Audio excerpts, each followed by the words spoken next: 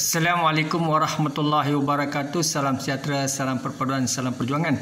Salam Melaka berbau pintar hijau bersih. Sagudri gelewanakum. Semina ukharan mani hawma khaifa alikum mana bilal syukran mararan faran inturan umandai ciran tasyau. Tuan-tuan dan puan-puan, saya Muhammad Anwar Fahmi Haridas bin Abdullah selaku Presiden Pertubuhan Masyarakat Sivil Negeri Melaka Tampil Lestari menjunjung tinggi kepimpinan Tuanku Sultan Raja-Raja Melayu sebagai Ketua Negara, menghormati Yang Amat Berhormat Perdana Menteri Malaysia Tan Sri Muhyiddin Yassin.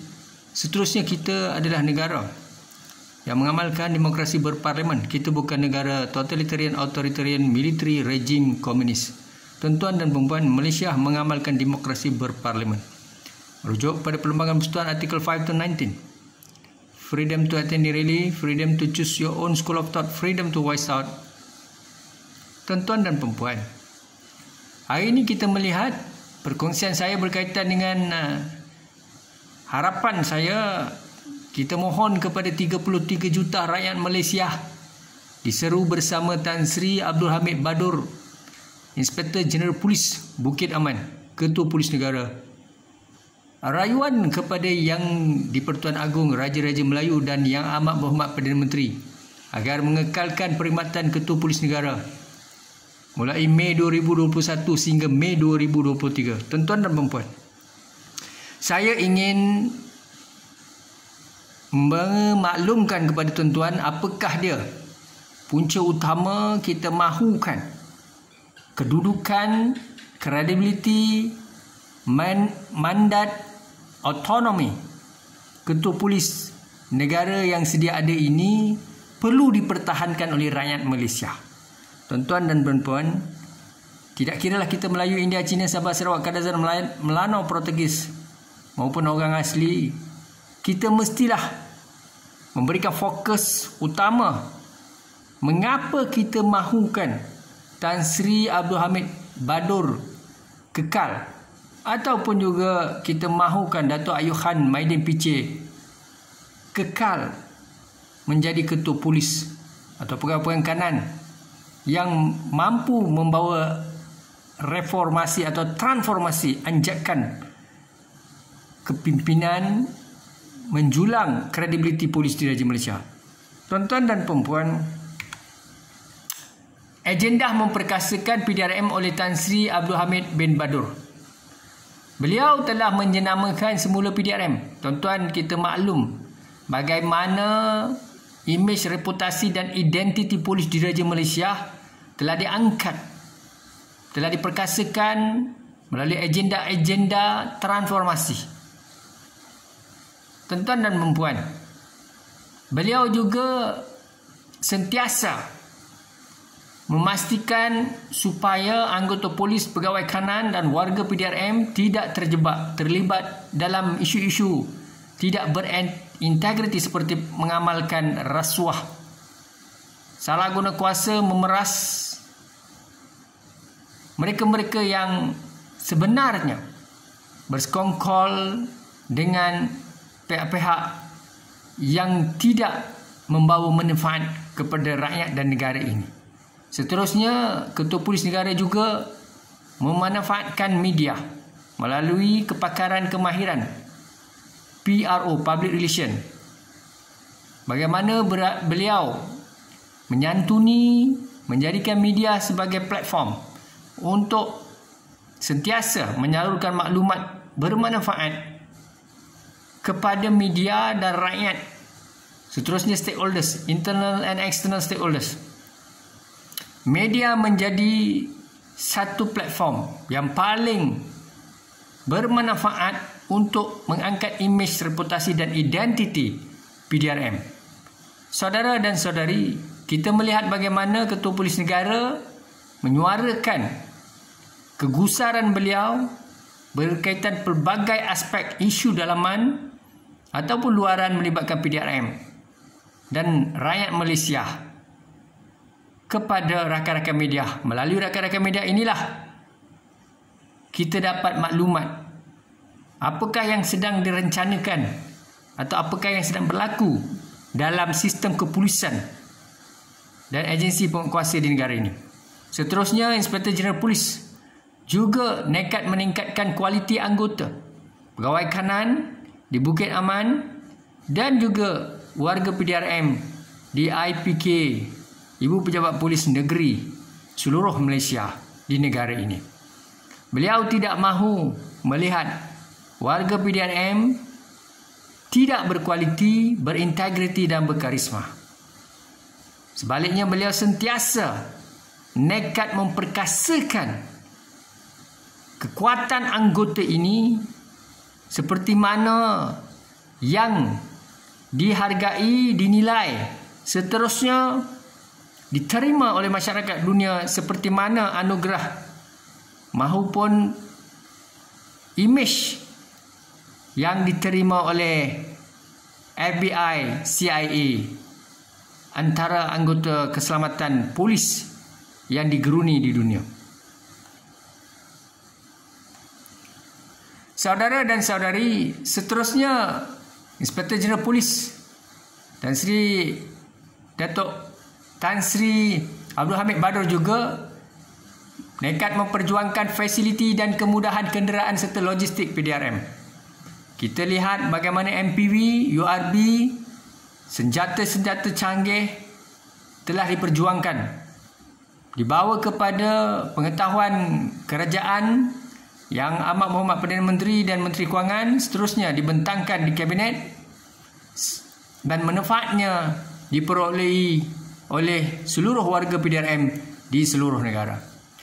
Beliau juga memperjuangkan kuartus polis untuk warga PDRM dan ahli keluarga di samping mereka menjalankan tugas-tugas pencegahan jenayah dan seterusnya membantu memperkasakan imej kepolisian di negara ini bersama masyarakat dan stakeholders yang lain.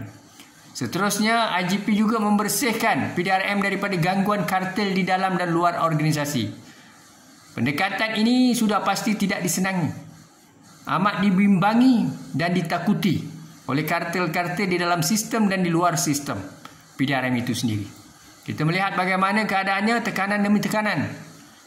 Doa yang tidak baik juga ditujukan kepada IGP dan mungkin juga warga PDRM yang berintegriti, berprinsip dan bermaruah.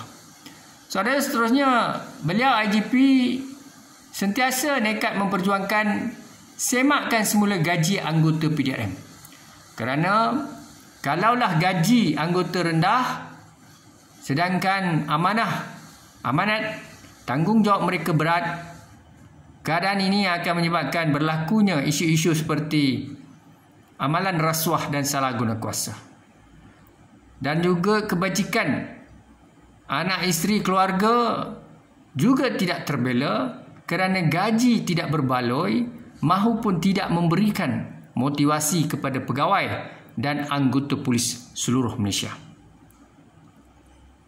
Saudara dan saudari, beliau seterusnya nekat mempersiapkan perintis ketua polis negara dan negeri yang berkarisma. Tan Sri Datuk Sri Abdul Hamid Badur mahu melahirkan ketua polis yang berintegriti, berkarisma, pendengar yang baik, lestari, tidak menyokong mana-mana pegawai dan anggota yang korup, salah guna kuasa, memeras, mengugut dan sebagainya. Beliau berusaha untuk melahirkan ketua polis negeri seperti Datuk Hayuk Khan Maidin PC dan ramai lagi ketua polis yang setanding diharapkan akan seterusnya mengambil jawatan beliau atau meneruskan agenda memperkasakan kepolisian di negara ini. Seterusnya, beliau juga IGP mahu meletakkan salah laku anggota setaraf dengan jenayah yang dilakukan oleh orang awam. Hari ini kita mendengar Ketua Polis Johor, Datuk Hayuk Khan Maidin PC telah menyatakan bahawa esok di dalam PC ataupun akan ada satu senarai melibatkan pegawai-pegawai atau warga yang terlibat dalam bersekongkol melepaskan seorang penjenayah yang dikendaki dalam negara ini yang telah keluar melalui laluan tikus ataupun yang terkini. IGP Inspektor Jeneral Polis telah menyatakan individu berkaitan masih berada di Malaysia. Apapun, Datuk Hayuk Khan Maidin PC nekat untuk share, berkongsi nama-nama anggota yang bersekongkol dan mereka yang kadang-kala boleh ditafsirkan menjadi pengkhianat dan petualang kepada pihak-pihak yang tidak patut dibela di negara ini. Maka keadaan ini jugalah antara sebab utama Datuk Ayub Khan Mahyidin PC dan mungkin Tan Sri Datuk Sri Abdul Hamid Badur tidak digemari disukai oleh pihak-pihak yang melihat kedudukan mereka tergugat terancam dan mereka tidak ada masa depan lagi. Saudara dan saudari, halangan untuk merealisasikan agenda melalui kuasa Ketua Polis Negara. Ketua Polis Negara memiliki kuasa melalui jawatan beliau sebagai IGP dan seterusnya Akta Polis 1967. Namun kita melihat bagaimana keadaan-keadaan perubahan penjenaman semula agenda untuk memperkasakan pegawai dan anggota seterusnya warga PDRM menjalankan dasar-dasar dan blueprint akan terhalang apabila beliau tamat kontrak pada Mei 2021. Kita telah mendengar bahawa ura-ura akan wujud pertukaran Ketua Polis Negara. Tetapi kita berdoa surat rasmi telah diangkat pada Yang Tuan Agong Raja-Raja Melayu dan Yang Amat Berhormat Perdana Menteri agar agar Tan Sri Datuk Sri Abdul Hamid Badur kekal sebagai Ketua Polis Negara sehingga tahun Mei 2023. Sekiranya beliau benar-benar mahu menarik diri, beliau sendiri mahu mengundurkan diri, kita mencadangkan supaya Datuk Ayub Khan Mahyidin PC menjadi Ketua Polis Negara. Tapi walau bagaimanapun, kita masih lagi memerlukan khidmat Tan Sri Datuk Sri Abdul Hamid Badur agar beliau kekal sehingga 2023. Seterusnya, arahan KPN ditangguhkan oleh pihak KDN atau Suruhanjaya Polis. Saudara dan saudari SPP, kita melihat kenyataan yang dikeluarkan oleh Tan Sri Datuk Sri Abdul Hamid Badur yang menyatakan 3 hari lepas bahawa arahan menukarkan pegawai beliau hampir 71 orang anggota kepada pelbagai lokaliti atau negeri atau unit dan bahagian yang berbeza telah ditangguhkan oleh Menteri ketika KPN bercuti, dan KPN telah menyatakan akan menghadap Yang Berhormat Datuk Seri Hamzah Zainuddin untuk menjelaskan keperluan untuk menukar pegawai-pegawai ini agar agenda harapan beliau tidak diganggu-gugat ataupun disalahartikan. Saudara dan saudari, sudah pasti Special Branch dan juga pihak-pihak dalaman PDRM telah maklumkan kepada Ketua Polis Negara kedudukan sebenar 71 anggota berkaitan, sama ada mereka dipindahkan disebabkan oleh senioriti maupun untuk kebaikan kepolisan dan pengurusan sistem yang sedia ada. Saudara, tekanan dan ancaman pihak yang tidak senang dengan pendirian Ketua Polis Negara. Kita melihat kita di Malaysia tidak akan dapat seorang Ketua Polis seperti Datuk Ayub Khan Mahyidin PC dan juga Tan Sri Datuk Sri Abdul Hamid Badur. Dan ramai lagi Ketua Polis yang mungkin tidak bersuara.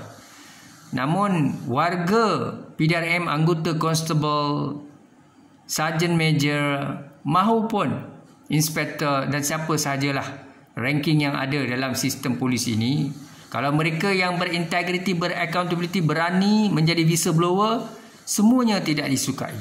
Orang-orang ini akan mendapat ugutan, tekanan. Itulah yang telah dinyatakan oleh Ketua Polis Negara. Beliau tidak mahu mana-mana whistleblower, mana-mana individu yang nekat bersama polis dan masyarakat berpisah tiada. Tetapi individu-individu ini diancam dengan pelbagai cara, diperas, diberi tekanan, diikuri, diugut, dan akhirnya Ketua Polis telah menyatakan beliau tidak mahu melihat lagi ada pegawai-pegawai kanan di mana-mana peringkat, baik di Bukit Aman maupun negeri atau balai polis ataupun ibu pejabat polis negeri, mengugut mana-mana rakyat Malaysia maupun anggota polis sendiri yang menjadi whistleblower untuk membantu merancangkan agenda memperkasakan polis diraja Malaysia. Saudara dan saudari, isu ini terpaksa saya angkat dan saya perjuangkan kepada Yang Pertama Agong dan Raja-Raja Melayu, seterusnya kepada Yang Amat Berhormat Perdana Menteri, disebabkan isu ini kian berlarutan, kian terdesak.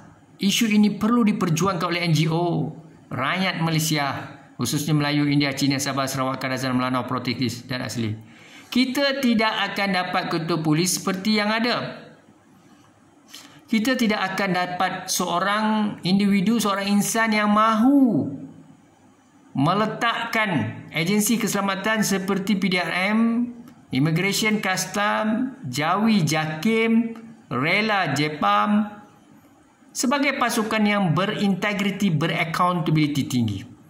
Maka dengan itu, marilah kita sama-sama sentiasa menyokong ketua polis negara. Kita perlu menyelamatkan frontliner. Frontliner yang berintegriti, beraccountability, berwawasan, berkarisma akan sentiasa disanjungi, didokongi dan disokongi oleh rakyat Malaysia. Maka dengan itu, sebarkanlah video dan audio ini kepada seluruh rakyat Malaysia, khususnya kepada Tuanku Sultan, Raja-Raja Melayu dan juga Yang Amat Berhormat Perdana Menteri serta jemaah menteri untuk tampil lestari bersetuju dengan harapan kita. Kita tidak ada kaitan dengan kartel, kita tidak ada kaitan dengan mana-mana pegawai polis. Kerana kita tidak pernah berkomunikasi dengan Ketua Polis Malaysia, Ketua Polis Negara maupun Datuk Ayub Khan Maidin PC, duduk di sebelah beliau, minum maupun bersantai atau bermesyuarat dengan beliau. Tidak pernah berlaku. Ini adalah harapan opinion leader, NGO, masyarakat. Kita di Malaysia, negara ini negara demokrasi berparlimen. Kita berhak untuk memberi cadangan dan pandangan secara lestari, secara aman, menjunjung tinggi Akta Polis 1967, undang-undang negara yang ada, menghormati Raja-Raja Melayu, menghormati hak pribumi dan seterusnya. Kita bersama mereka-mereka yang berintegriti dan beraccountability tinggi. Marilah kita terus merayu dan terus merayu kepada Tuanku Sultan dan Yang Amat Berhormat Perdana Menteri serta Raja-Raja Melayu. Kekalkan Datuk Ayub Khan Maidin PC, kekalkan Tan Sri Datuk Sri Abdul Hamid Badur sebagai Ketua Polis Negara. With that, syukran dan Assalamualaikum warahmatullahi wabarakatuh.